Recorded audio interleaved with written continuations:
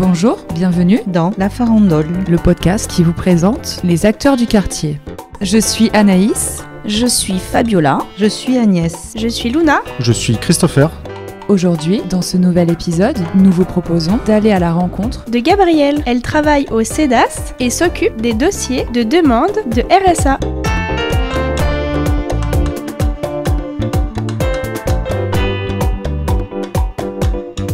Bonjour, je suis Gabrielle, je suis éducatrice spécialisée de formation. Je travaille au sein de l'espace social commun Simone If depuis son inauguration le 27 février 2024 et je suis sinon référente RSA depuis le 30 août 2021.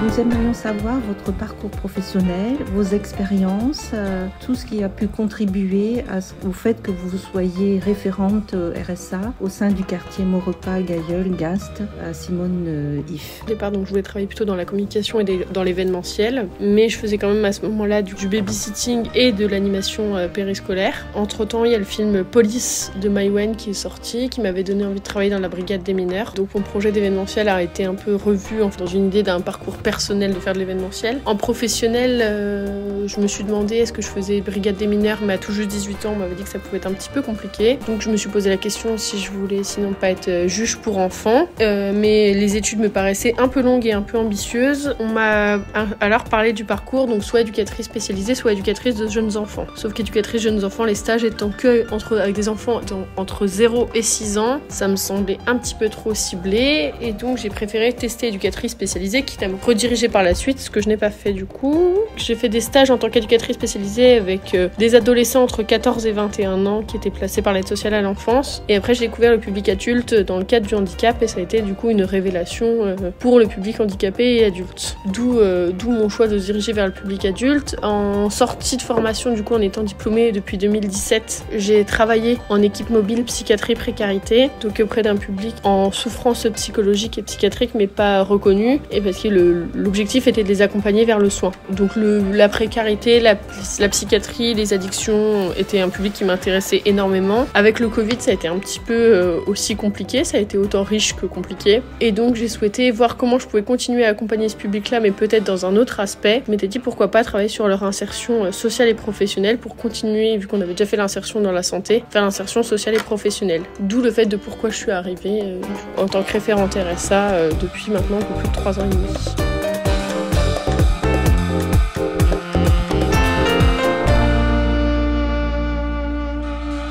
Pour vous faire une petite histoire du bâtiment, il faut savoir que l'espace social commun de Maurepas était avant au Gros Chêne, en cœur de quartier, et c'était le premier espace social commun rennais qui a ouvert en 1996. Et il y a eu un projet de déménagement pour mutualiser avec d'autres services et pour avoir des espaces plus grands et plus aux normes, du coup en tout cas pour accueillir les habitants. Aujourd'hui, le bâtiment comprend 8 services. Nous avons le service formalité, nous avons la mairie de quartier, nous avons le centre social, nous avons l'espace numérique, l'espace ressources emploi, le CCAS, le CEDAS, la mission locale, la CAF, et l'étoile, la D2E, donc direction éducation et enfance, ainsi que la direction des sports. Et plus précisément, vous, quel public, quel bénéficiaire pour lequel vous œuvrez? Aujourd'hui, moi j'accompagne du coup les bénéficiaires du RSA dans leur insertion sociale et professionnelle. Bénéficiaires du RSA veut dire des personnes qui ont entre 25 et 65 ans, un public mixte. Aujourd'hui, pour un temps plein, j'accompagne 250 personnes. C'est des personnes qui ont des difficultés au retour à l'emploi et nous, notre mission principale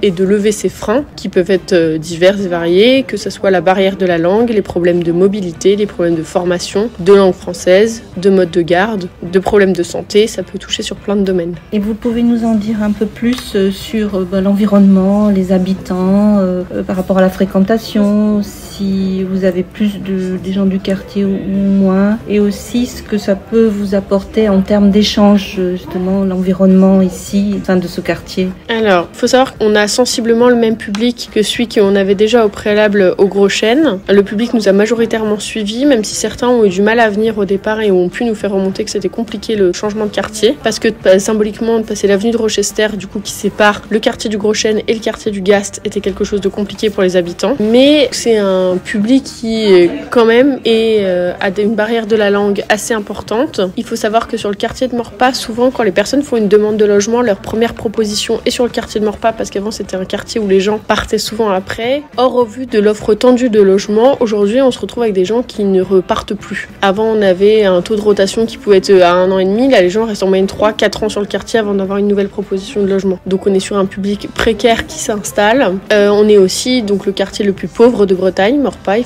faut le savoir. C'est aussi des problématiques notamment de deal dont on entend parler, il faut quand même en parler, qui ont des incidences sur le public qu'on accompagne, parce que même si c'est pas eux qui font directement le deal ou les guetteurs sur le quartier, c'est quand même quelque chose qui pèse, parce que c'est du stress pour les familles par exemple d'avoir leurs enfants qui peuvent traîner sur le quartier, ne pas savoir ce qui va en devenir ou pas.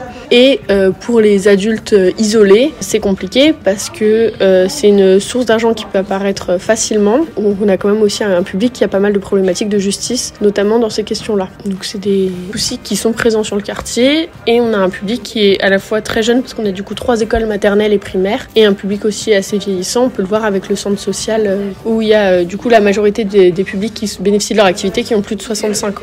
Vous parliez de problématiques. Vous, dans ces problématiques, qu'est-ce que vous proposez? Quel est votre rôle, votre positionnement? Je suppose que vous travaillez aussi en équipe avec d'autres personnes. Que vous avez envisagé ou les suggestions pour arriver à des solutions? Alors j'aime bien dire que je n'ai pas de baguette magique, je le rappelle quand même assez souvent aux gens, c'est quand même assez important de leur dire qu'ils sont aussi acteurs de leur situation. Même si j'ai envie de faire le plus possible, il y a des moments où je peux pas faire tout ce que je veux, je suis confrontée à des limites de terrain. Et j'aime bien dire que moi j'ai un rôle un peu d'interface, où c'est-à-dire que je mets en lien les personnes que j'accompagne avec d'autres structures, que ça soit du coup d'être en lien avec leur conseillère pénitentiaire, que ça soit d'être en lien avec leur bailleur pour des problèmes de dette, que ça soit d'être en lien avec des structures pour faire des cours de français, que ça soit d'être en lien avec des organismes de formation, avec France Travail aussi quand il y a des questions.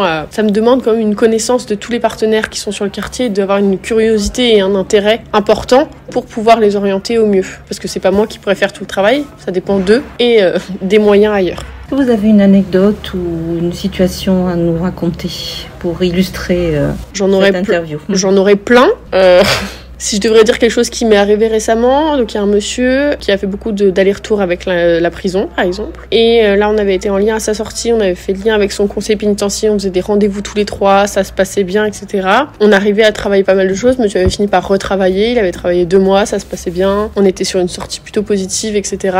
Et a revenu un peu dans ses travers, c'est-à-dire qu'avec les fréquentations qu'il a, puis il a commencé à refaire venir des gens dans son logement, et son logement petit à petit était squatté, et lui, la précarité s'est réinstallée parce qu'on était quand même sur quelque chose de fragile. Il a fini par plus venir nous voir en rendez-vous, ni son conseiller pénitentiaire, ni moi. Personne n'arrivait à l'accrocher, personne n'arrivait à l'avoir au téléphone. Et en fait, moi, je ne savais plus quoi faire. Et il s'avère qu'en fait, il a été incarcéré, mais je l'ai appris par lui, parce que quand il a été incarcéré avec sa conseillère pénitentiaire, a fait le premier tour en prison pendant qu'il était incarcéré avec les premiers arrivés. Il a dit, juste, vous pouvez prévenir ma référente RSA, s'il vous plaît, que je suis incarcéré. Dans ces moments-là, je sais pas si je dois être contente ou flattée. Je suis contente parce il m'a repéré, mais je suis aussi un peu triste parce que je me dis que du coup son seul repère dans ces moments-là c'est les professionnels, parce que ça veut dire que les personnes à qui il a confiance, c'est pas son entourage qui est autour de lui. Et ça par moments c'est ça qui est un petit peu compliqué, et ça demande quand même une vigilance et du coup à connaître, parce que du coup moi ce que j'ai demandé à ma hiérarchie, j'ai demandé l'accord de pouvoir aller le voir pendant qu'il était incarcéré pour pouvoir préparer la sortie avant, pour voir comment on peut éviter de rechuter potentiellement aussi pour ces personnes-là. En termes d'engagement, d'investissement, qu'est-ce que vous pouvez nous dire? Je pense que oui, ce qui est important c'est de connaître son quartier, connaître ses partenaires, parce que c'est ce qui aide aussi les personnes, parce que de leur montrer qu'on a une cohérence d'équipe, on a l'avantage d'être plusieurs services comme je vous disais tout à l'heure, donc de savoir qu'est-ce qu'on fait nous aussi entre les services pour pouvoir soit se passer le relais, soit travailler ensemble sur des situations, c'est important dans l'intérêt des personnes aussi, parce que c'est comme ça, moi les personnes elles sentent qu'il y a une communication entre nous et il n'y a pas de je dis ça à machin, je dis tel autre truc à bidule et j'évite de me disperser dans ma situation. Nous au moins ça leur permet de les recentrer, pour c'est des personnes qui sont souvent fragilisées voire précaires, donc c'est important pour nous de travailler ensemble. Le travail en équipe passe au-delà de l'institution, c'est important de savoir ce qui se fait ailleurs. Pourquoi vous faites ça, plus personnellement là? Parce que j'estime que tout le monde a le droit à une deuxième chance, tout le monde a le droit à ce qu'on s'intéresse à eux aussi à un moment, et qui se résume pas que par leur situation administrative, ou pas prendre leur situation que par un biais, et que c'est important aussi de revenir sur l'essence même de la personne, et de pouvoir travailler sur qui ils sont pour pouvoir les mettre en avant, parce que chacun on a des compétences, enfin ça se résume pas à nos diplômes, nos métiers, notre origine ou quoi que ce soit. Tout le monde a le droit et a des compétences enfouies en eux, et c'est important de travailler ça pour en faire avec leur capacité, comment on peut travailler dessus pour en faire quelque chose d'important et les valoriser et de croire en eux, parce que souvent c'est des gens qui ont un énorme manque de confiance en eux. Merci de nous avoir accordé de votre temps. Merci à vous de votre intérêt et de votre venue.